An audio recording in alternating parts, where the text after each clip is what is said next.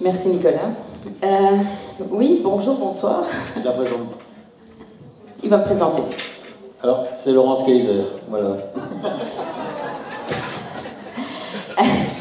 Voilà, bon, mais comme c'est filmé, il y a peut-être des gens qui ne me connaissent pas. Donc, je suis médecin, gynécologue, chirurgien, obstétricien. Et aujourd'hui, je ne suis pas du tout là en ces qualités. J'ai découvert sur l'affiche que j'étais là en tant qu'écrivain, ça je le savais parce que j'ai écrit plusieurs romans, et d'ailleurs ils sont là-bas sur une table si ça vous intéresse. Mais il paraît que je suis devenue philosophe, cette nuit sans doute. Donc je vais tâcher de faire ça comme une pro, mais vous me pardonnerez, effectivement, je suis un peu fatiguée, et vous aussi, donc on va tâcher de ne pas tous s'endormir. Alors, à tout seigneur, tout honneur, je repars de l'OMS. On vous a déjà beaucoup parlé de ça.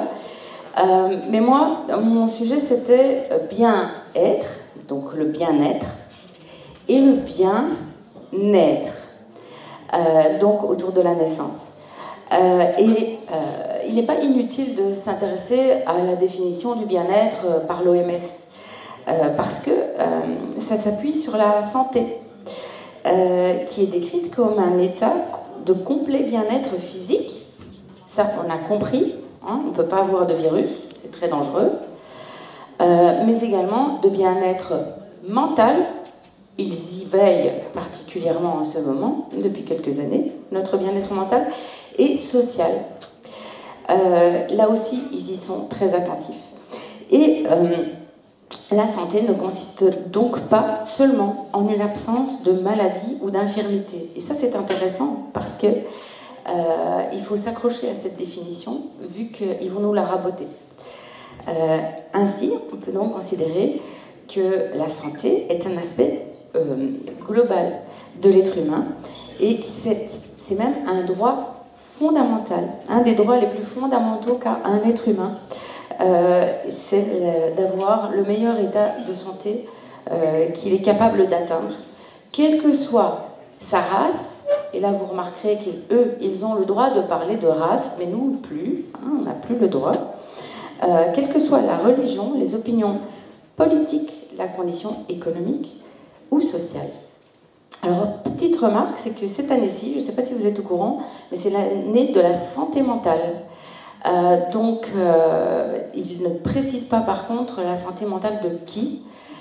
Et je pense que ce serait intéressant de faire passer quelques petits tests à nos élites financière, parce qu'il y a un petit problème, je crois, de ce côté-là.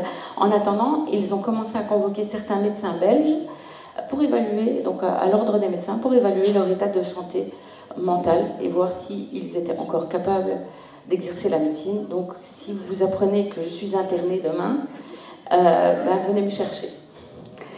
Alors, on a entendu parler de One Health, une santé, effectivement, parce que nous sommes effectivement des êtres vivants qui sommes dépendants de la planète, de notre environnement, de tout ce qui va nous fournir de quoi subvenir à nos besoins, manger, se protéger. Et donc il est effectivement important de veiller à la santé de la faune et de la flore. Mais quand l'OMS décrète qu'elle va s'en occuper, il est évidemment extrêmement inquiétant de constater que tout va être standardisé.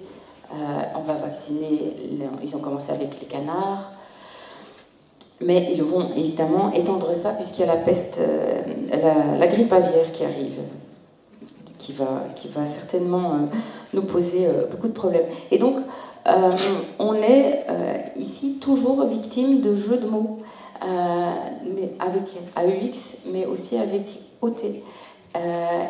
Donc, les gouvernants jouent avec la sémantique pour nous brouiller les cartes.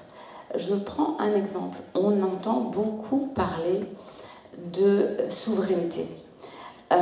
Mais ce qu'aujourd'hui on nous vend comme étant la souveraineté et qu'on nous pousse à revendiquer, c'est finalement une forme assez restrictive et parfois même égoïste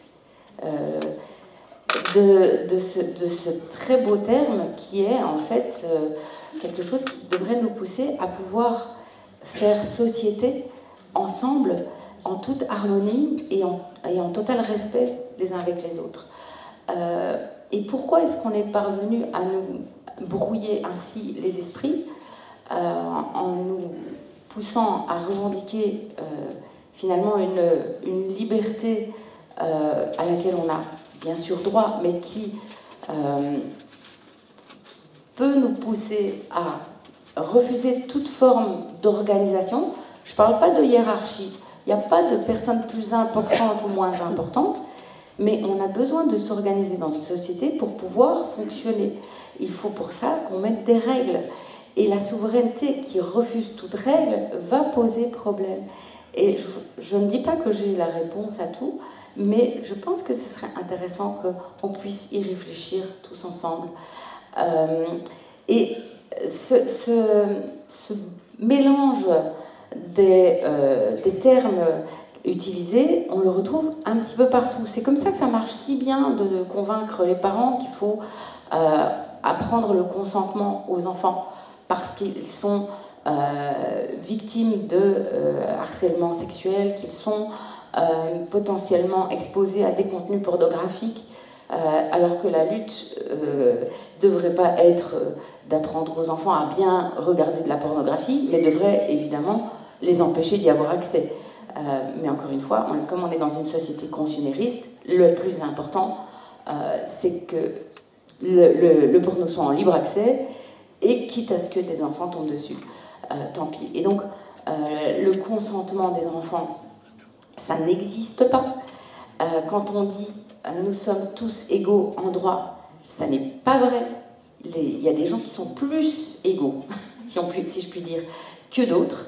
Ce sont les personnes vulnérables, c'est-à-dire les enfants, les personnes âgées et les personnes handicapées. Elles ont plus de droits parce qu'elles ont plus de besoins et qu'elles ont plus de fragilité. Et il est de notre devoir de citoyens de veiller à protéger toute cette catégorie de la population qui a tout à fait droit de vivre avec nous et qui a besoin d'être mieux intégrée, mieux prise en considération. Et c'est une erreur de penser qu'il faut déléguer cela, notamment à l'école et aux associations qui s'occupent de ces personnes. C'est chacun d'entre nous qui doit y veiller.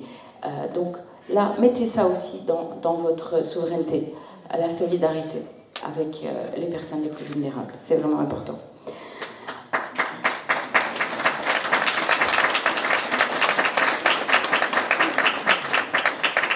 Alors, puisqu'on est dans les mots, la sémantique, c'est très important. On nous dit souvent, un mot peut en remplacer un autre, on peut jouer avec les mots. Non, moi qui suis écrivain, eh bien, la langue française, elle est magnifique. Elle est absolument formidable, celle que je maîtrise le mieux. Donc, je ne dis pas que d'autres n'ont pas ces subtilités, mais la langue française, pour moi, elle a un parfum particulier. Et chaque mot a un petit quelque chose qui le distingue des autres. Et c'est pas exact qu'on peut interchanger comme ça les termes. Mais comme on appauvrit le langage déjà à l'école, hein, parce que le consentement c'est oui ou non, c'est pas compliqué, ça les enfants ils apprennent très vite. Mais exprimer ses émotions, ses doutes, ses peurs, ses craintes, ses envies, ses rêves, avec parfois uniquement 500 mots de vocabulaire comme on voit chez certains jeunes, ça devient impossible. Et finalement, ça passe alors par le corps. Parce que comme vous n'arrivez pas à dire à votre interlocuteur qui vous dérange, ou que vous êtes pressé, ou que ça vous émeut trop ce qu'il dit, bah, vous lui cassez la gueule. Et donc on a... moi je suis particulièrement attachée au sens des mots.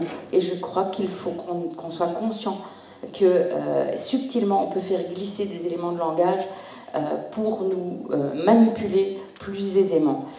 Et c'est évidemment plus facile avec des jeunes qui n'ont comme culture que le rap et un espèce de langage universel mélangeant plusieurs langues et ça finit par ne plus ressembler à grand-chose et on a vraiment un appauvrissement. Alors, comme mon thème c'est le bien-être, eh bien je suis allée voir dans le dictionnaire et le Larousse, il nous dit que le bien-être est un état agréable résultant de la satisfaction des besoins du corps et du calme de l'esprit. Alors on peut aujourd'hui avoir l'impression qu'on est dans un certain bien-être puisqu'on est ensemble et qu'on passe un bon moment et qu'on est dans la fraternité, on partage des choses entre nous, des valeurs, mais est-on vraiment dans le calme de l'esprit aujourd'hui? Je crois que nous sommes dans une société, déjà elle est très malade, hein, on le sait, mais elle est même plus du tout en phase avec les rythmes biologiques. On est sursollicité.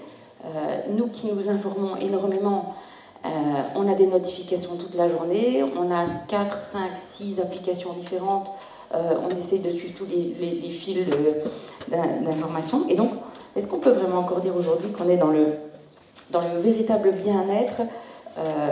C'est un peu problématique. Alors, prenons quelques synonymes, hein, l'euphorie, la félicité, la volupté, la quiétude. Mais vous entendez bien qu'ils ne sont pas tout à fait égaux, ces mots-là. Si vous êtes dans la volupté, êtes-vous vraiment dans la quiétude? Et si vous êtes dans la jouissance, c'est peut-être pas tout à fait la félicité. Et quand on prend les contraires du bien-être, l'angoisse, la peur, la crainte, le malaise, le mal-être, la souffrance, le tourment, et je pense que ce sont des déclinaisons que l'OMS connaît parfaitement bien. Et face à nous, nous avons quand même des gens qui sont extrêmement habiles à manipuler les esprits, pas que le langage, et donc il est important de se souvenir que nous avons la capacité en nous de repousser ces émotions-là pour peu qu'on puisse aussi les reconnaître. D'où l'importance de mettre des mots sur ce qu'on ressent. Le bien-être, il peut aussi dépendre évidemment de l'aisance matérielle, puisqu'on a ici un gilet jaune qui a des problèmes. Je suppose que ce sont d'abord des problèmes financiers, puisque c'est par là qu'ils nous tiennent. Hein. Nous sommes largement plus pauvres qu'eux. Mais si on se met tous ensemble, on est déjà beaucoup moins pauvres. Hein. Et donc, il est intéressant de se souvenir que l'OMS nous dit que la santé, c'est aussi d'être dans l'aisance matérielle. Et donc, ce qui se passe aujourd'hui dans nos gouvernements, ça n'est pas normal. On devrait pouvoir revendiquer ça, peut-être même au niveau légal, puisque la définition, l'OMS a pris une espèce de pouvoir qui est supralégal et qui nous impose des choses, eh bien, on devrait pouvoir justifier de ça en justice pour dire on nous impose des contraintes qui nous privent de nos biens, de nos moyens de nous déplacer, de nos moyens de loger, et ça n'est pas normal. Et donc, revenons au bien-être. Le bien-être est devenu un espèce de terrain de jeu pour coach en tout genre. Donc il y a des gens qui sont très très bien dans tout ça, bien sûr. Et on voit fleurir des espèces de modes d'emploi. Alors j'ai eu la curiosité de cliquer sur un de ces modes d'emploi. Comment garantit-on, comment cultiver son bien-être? Vous avez la culture des tomates et vous avez la culture du bien-être. Alors c'est entretenir des relations saines et positives, pratiquer la pleine conscience. Donc être conscient du moment présent, de ce qu'on fait, du bonheur qu'on ressent. Prendre l'air, faire des choses qui font du bien, pratiquer la gratitude, tenir un journal, cuisiner, appeler un proche, écouter de la musique, désencombrer la maison, méditer, faire de l'exercice, avoir une alimentation équilibrée, gérer efficacement son temps. Est-ce que vous avez entendu dans tout ça quelque chose qui avait à voir avec la raison pour laquelle vous êtes venu sur cette planète? Absolument pas. Donc on nous donne des espèces de trucs tout faits. C'est sûr que ça peut nous faire plaisir de cuisiner, de partager un bon repas, d'appeler un copain, bien sûr. Mais ça reste extrêmement superficiel. Devenez le meilleur modèle de vous-même. Soyez surtout centré sur vous-même. Et ça me fait un écho par rapport à ce qu'on essaye de nous amener dans cette notion de souveraineté. C'est occupons-nous que de nous. Et c'est tout le contraire de faire société, en fait, ça. Et donc là, je crois qu'il y a à revoir sur le développement personnel et le bien-être. Le bien-être, c'est d'être en lien. Nous sommes des animaux grégaires, hein, on ne peut pas le nier. On a besoin les uns des autres. Nous avons tous des qualités et des défauts. Nous avons des compétences à apporter les uns aux autres. Et nous avons beaucoup à apprendre les uns des autres. Et on ne peut pas, sous prétexte on se sent éventuellement devenir homme, imposer à un enfant qu'on aurait dans le ventre qu'à la naissance, il vous appelle papa. Pourtant, ça, c'est bien la souveraineté aussi. Hein. Donc, il faut vraiment se méfier de tous les mots et ressentir comment on le perçoit à l'intérieur et comment on va le mettre en application dans le charnel. Ça, tout ça, en fait, ça marche très très bien parce qu'on nous a inculqué l'impuissance depuis très tôt. L'impuissance apprise, ça peut venir de l'université ou des hautes écoles, ça peut venir de l'école secondaire, primaire, mais ça revient même beaucoup plus loin. Quand on va donner naissance, quand la première grande aventure de l'être humain, c'est d'être moins qu'un grain de riz.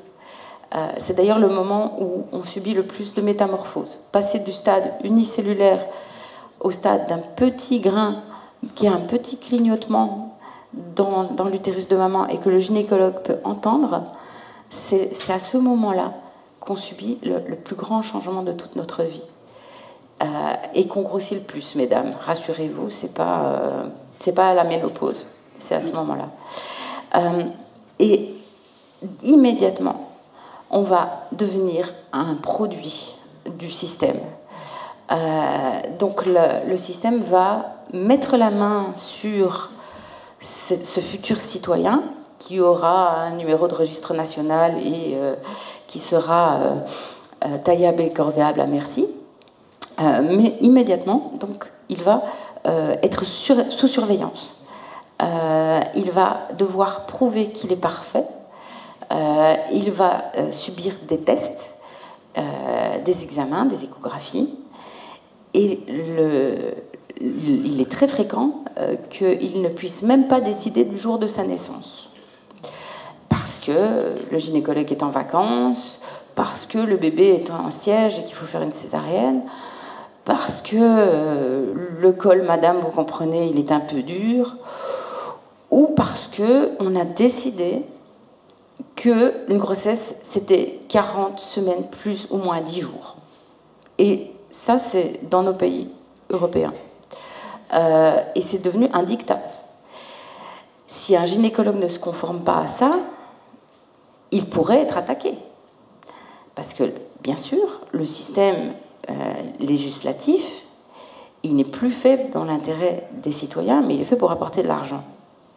Donc il y a tout un business derrière ça aussi. Et si le gynécologue ose dire à la patiente, bon, on va attendre encore un petit peu que votre bébé se décide, et que le bébé naît et que, je sais pas moi, il a des difficultés pour respirer, ou il est dyslexique, ou il fait pas l'unif, eh bien, l'enfant a 30 ans pour porter plainte contre le gynécologue qui l'a fait naître à partir de sa majorité. Donc ça fait 48 ans pour le médecin. Donc le médecin, il a chaud aux fesses et donc il veut pas de ça. Ce qui fait qu'il va pas beaucoup réfléchir. 41 semaines plus 3 jours, Madame, vous rentrez pour un déclenchement. Par la porte ou par la fenêtre, l'enfant, il doit sortir. Et là, vous partez dans une cascade d'événements qui vont souvent dépersonnaliser l'enfant, mais aussi ôter toute possibilité que le papa et la maman se positionnent en tant que parents, puisqu'ils ne savent pas. C'est nous les médecins qui sommes les sachants, vous ne savez rien. Le rôle du père se cantonne maintenant à regarder la télé, le match de foot, pendant que sa femme dort, parce qu'elle a une péridurale, et on attend que le médecin ou la sage-femme donne le feu vert pour pousser. Et même dans les accouchements spontanés, on va tout de suite mettre un monitoring, on va bien mettre une perfusion, parce que peut-être le frottis n'était pas tout à fait bon, au lieu de travailler sur la qualité de la flore un mois avant l'accouchement. Hein. Ça ne passe même pas par la tête de mes collègues. On va mettre de l'ocytocine, donc cette hormone qui peut être l'hormone de l'attachement et du bonheur, mais qui peut aussi donner des contractions qui font vraiment mal. Et donc on va monter les gouttes, la femme elle va avoir mal. Si le bébé a le malheur de dormir un petit peu, on va rompre la poche des os, ce qui va faire encore plus mal. Donc il faudra parier que la patiente, la future maman, elle demande une péridurale, surtout si on lui dit que l'anesthésiste va partir en opération pour 5 heures parce qu'il y a un polytrauma et que c'est maintenant ou c'est jamais. Et donc là, vous allez avoir vous allez rentrer dans un protocole. On va suivre la dilatation du col selon un partogramme qui a été établi en 1954 par un certain monsieur Friedman sur 500 patientes. Et depuis, ça a été déterminé comme étant la règle à suivre. Donc il faut une dilatation de 1 cm toutes les 2 heures, ça doit suivre. Voilà. Et si vous décrochez de votre partogramme, eh bien, on va partir en césarienne. Et au moment où vous allez être... voilà, la dilatation est complète, le bébé est là, vous allez accoucher. Eh bien, là, le médecin, à qui on a bien appris qu'il fallait surveiller le périnée, mais à qui on n'a pas dit que le périnée, il était en danger uniquement en position gynécologique. Non, on lui a dit que son rôle, c'était de surveiller le périnée. Et que s'il y avait un problème au périnée, il y avait les avocats qui allaient venir. Donc, le médecin, ce qu'il fait, c'est qu'il va s'installer le mieux possible pour le voir, ce périnée. La pire position, est-ce que quelqu'un ici a déjà essayé de faire caca en position couchée? Ça n'a pas de sens. C'est vraiment pas du tout physiologique. Or, là, vous devez sortir un bébé de 3 kg, 3 kg et demi.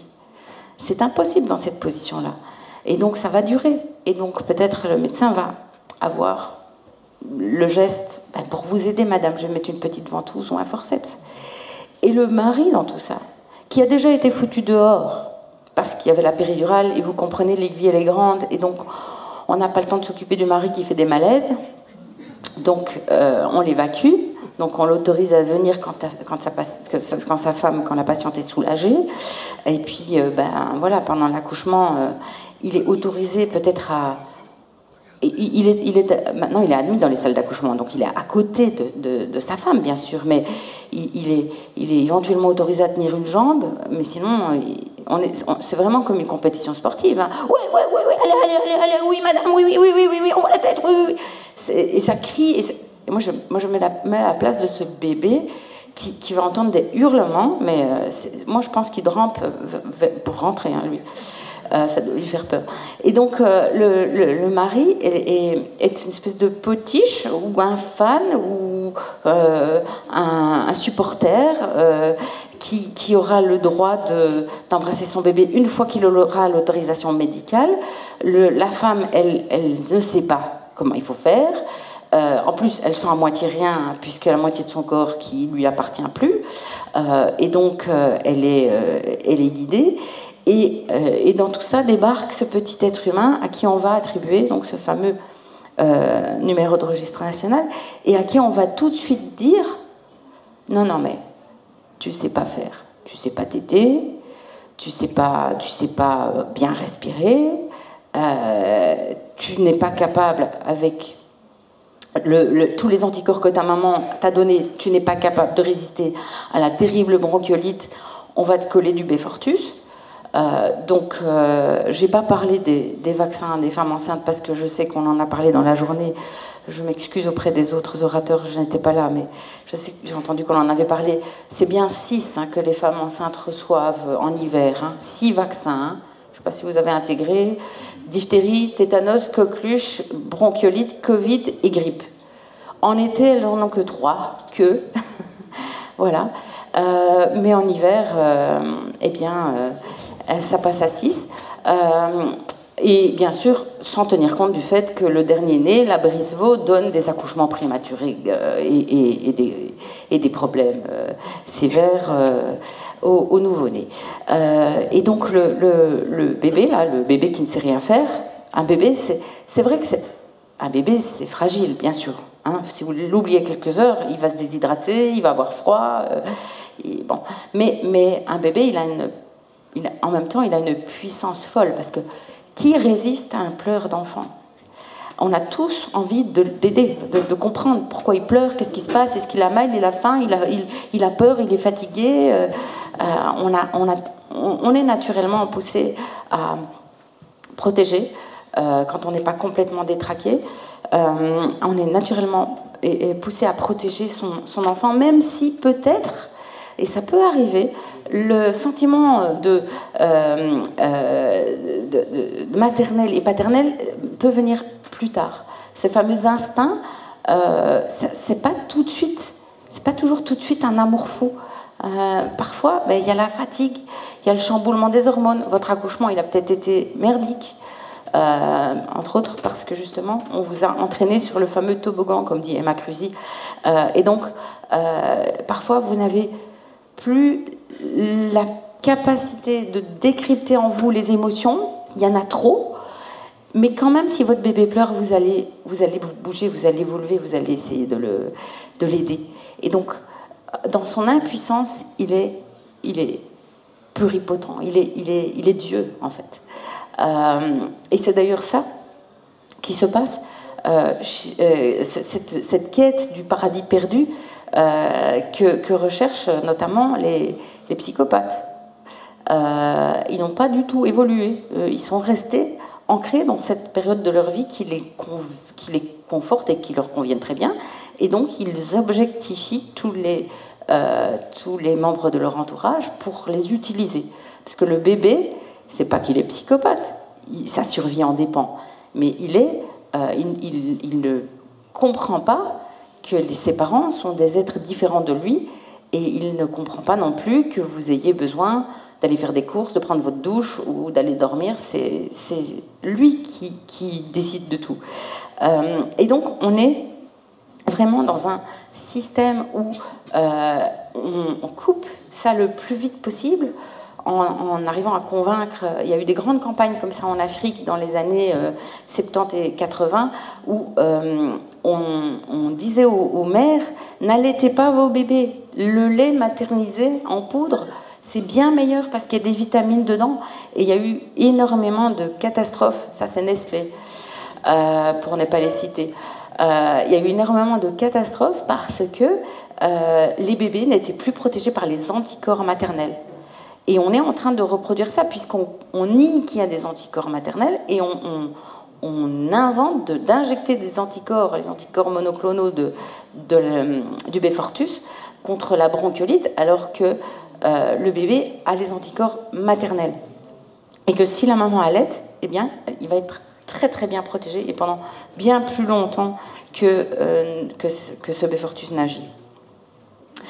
Et ainsi, on voit se profiler la société de demain, ou déjà aujourd'hui, avec des enfants auxquels on donne un pouvoir ahurissant sur eux-mêmes. Ils ont aussi, quelque part, ils ont aussi leur souveraineté. Voilà, je suis devenue homosexuelle à 5 ans, ils ne savent pas ce que ça veut dire, mais on leur demande de se positionner. Ils peuvent changer de genre, ils peuvent changer d'espèce. Maintenant, on a des enfants qui se prennent pour des chats, des licornes, des loups, avec des parents complètement déconstruits, qui, eux, sont parfois accros aux jeux vidéo ou accros au travail, parce que ça existe, ça aussi, ou au sexe, mais qui sont en tout cas en perte de repères, qui sont dépassés par le fait qu'ils doivent gagner péniblement de quoi payer les impôts, et éventuellement peut-être remplir le frigo derrière, et donc qui vont céder aux caprices de leurs enfants. Oui, tu auras ta PlayStation, tu iras à Disney et tu changeras de genre, et d'accord, tu peux être un chat, et on va en parler à la maîtresse. Donc les enfants sont parentalisés, ils sont aussi, souvenons-nous, responsables de l'immunité des autres, des grands-parents. Ils doivent protéger leurs grands-parents en mettant des masques, en gardant leur distance, en se faisant vacciner avec des produits dont on ne sait rien. Et les adultes sont des grands enfants qui courent comme des poules sans tête toute la journée et qui, pour se détendre, regardent Netflix ou jouent aux jeux vidéo. Et tout ça, c'est construit, c'est instrumentalisé, c'est fait exprès. Dans toute crise, c'est pas la première fois que l'humanité s'effondre, qu'un système s'effondre. On n'a pas de traces de ce qui se passait dans les grottes, mais à petite échelle, il y a dû y avoir des effondrements de civilisation. On sait que les grands empires se sont cassés la figure, l'Empire romain, l'Empire ottoman, l'Empire germanique, la Chine, d'aujourd'hui, qui n'est pas celle qu'on retrouve dans les traces de l'histoire. C'est toujours une opportunité pour l'humanité de saisir la balle au bond pour s'améliorer. Le problème, c'est qu'on retombe toujours dans nos travers, parce qu'on a besoin de guides. Alors, c'est normal, c'est naturel, on a effectivement besoin de personnes qui nous montrent un peu le chemin, mais le problème, c'est que ces personnes, souvent, elles abusent de leur pouvoir sur nous, simplement parce que il y a trop de gens qui n'ont pas eu le temps de développer leur intériorité, qui ne savent pas ce qu'ils sont venus faire sur cette planète, et qui sont en quête. Ils ont rempli ce vide de matière, d'avoir. Ils se présentent plus comme étant, comme aimant telle chose ou étant passionnés de telle chose. Ils se présentent comme étant dentistes, garagistes, banquiers. On a pris cette habitude de reconnaître l'autre en fonction de sa position sociale et de son métier. Et si, rien que changer de métier, si on va explorer ça, on se rend compte combien ça peut être déstabilisant. Où je suis la femme d'un tel, et puis après, il y a un divorce, je suis qui? Et il y a énormément de gens qui n'osent pas explorer cette partie-là d'eux-mêmes parce qu'ils n'ont plus de spiritualité. On a perdu cette partie-là de nous qui a été tellement importante dans toutes les autres civilisations et qui est encore importante dans une grande partie du monde. On ne croit plus en rien, on ne croit plus qu'à l'argent. Et si on manque d'argent, et si on n'a pas un statut social à présenter, on ne sait plus qui on est. Et du coup, on n'ose pas franchir le pas de dire ce métier-là ne me convient pas, ou la façon dont on me demande de le faire ne me convient pas, alors j'arrête, je change, j'explore d'autres pistes, et je comprends et je me souviens de ce que je suis venue faire ici. J'ai quelque chose à incarner, j'ai une histoire à raconter, une histoire qui parle de ma généalogie. Je suis issue d'une lignée. C'est coupé aujourd'hui, hein. Il y a les 4 piliers de la maison qui sont attaqués. Les 4 piliers que Ariane Biran décrit très bien, c'est l'interdit du meurtre. Quand vous voyez ce que les gens prennent, ces derniers faits divers, avec des attaques au couteau, avec des viols, des agressions sauvages, et quand on voit les punitions qui sont données, c'est absolument renversant. Et on sait en plus, la prison est une excellente école pour se radicaliser parfois. Donc on a vraiment cet interdit du meurtre qui est dissous, c'est plus du tout clair. Parfois, on a des punitions plus graves parce qu'on a volé une bagnole que parce qu'on a tué une personne. Donc, c'est aussi absolument pas normal. Il y a l'interdit de l'inceste. Il y a un juge en France qui a pris 6 mois avec sursis parce qu'il proposait sa fille de 12 ans en location. Hein, voilà, on va dire ça. Donc, un juge, quelqu'un qui est censé représenter la loi, 6 mois avec sursis. Donc l'interdit de l'inceste, ben voilà, on peut se rendre compte qu'il y a un problème si en plus on demande aux parents de donner leur aval aux l'éducation à la sexualité. C'est un inceste psychologique. Alors il y a l'interdit, la différence des sexes justement, où est-ce qu'elle est aujourd'hui, puisqu'il y a plus que 2 sexes, plus que 2 genres. En niant complètement les chromosomes, la réalité biologique. La biologie, c'est devenu une discipline raciste et limitante. Donc, on est vraiment dans un déni de réalité qui nous prépare à la vie dans le métaverse ou au transhumanisme, clairement. Et le quatrième interdit, enfin, le quatrième pilier, c'est de s'inscrire dans une généalogie. Et cette généalogie, vous allez la casser si vous considérez que vous pouvez vous auto-engendrer en tant que licorne, en tant que homme, enfin garçon. Et je ne suis pas en train de nier qu'il y a des problèmes de dysphorie de genre. Je voudrais qu'on se pose les bonnes questions. Encore une fois, comme par rapport au porno, c'est pas éduquer les enfants au porno qu'il faut faire. C'est pas cautionner la dysphorie de genre en allant dans le sens de l'enfant qui est en mal-être, qui ne s'aime pas. Pourquoi il ne s'aime pas? C'est ça qu'il faut. Qu'est-ce qui se passe dans son corps et dans sa tête pour qu'il ne s'aime pas? Qu'est-ce qui se passe dans sa famille, dans son école, dans son histoire, dans sa santé? Parce que c'est pas d'hier qu'il y a des crasses dans l'environnement. Mais maintenant, on entend un tout petit peu parler. On a entendu qu'il y avait des PFAS dans l'eau du robinet. Ce sont des perturbateurs endocriniens. Et c'est pas la ménagère qui a été gratter sa poêle à frire à côté de la centrale d'épuration qui a donné ça. Ce sont des pesticides, les PFAS. Donc, on a évidemment un impact sur le soma, sur le corps de tout ça. Et donc, embrayer en donnant à ces enfants le pouvoir de se modifier, de se créer autre en leur proposant des perturbateurs endocriniens, parce que c'est exactement ça qu'on va leur proposer. Les hormones de transition de genre, les bloqueurs de puberté sont des perturbateurs endocriniens, calibrés, mais quand même.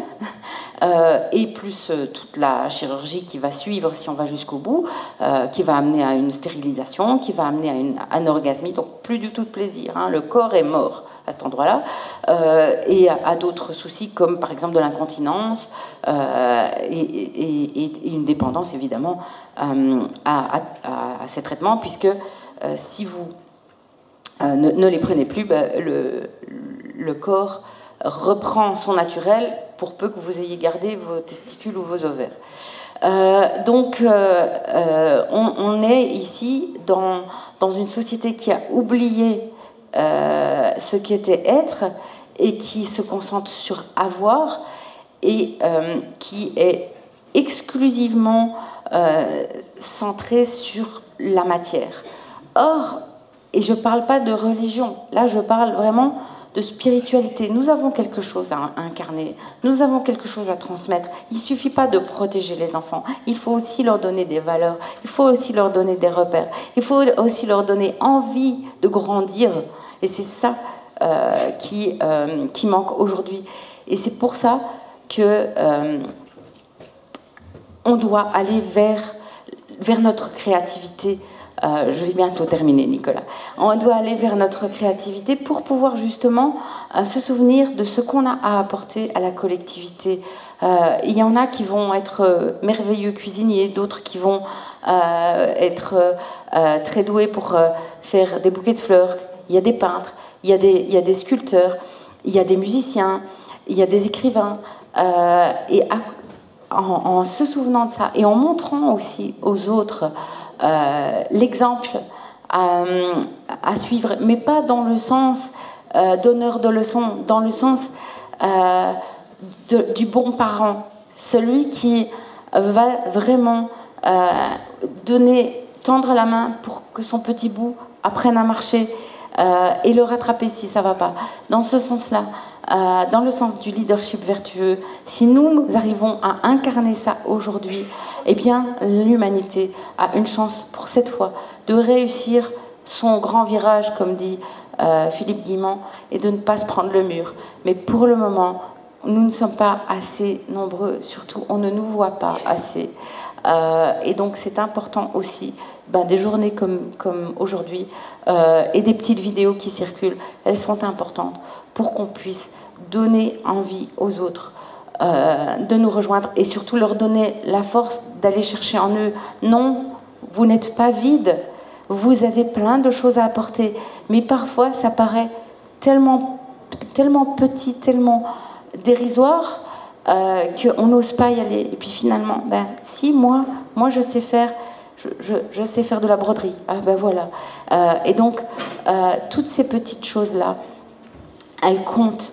On nous a pris notre savoir-faire, on nous a pris notre terroir, nos traditions, nos valeurs, notre culture, nos racines et notre spiritualité. Revendiquons ça pour incarner la part de divin qui est en nous, chacun. Merci.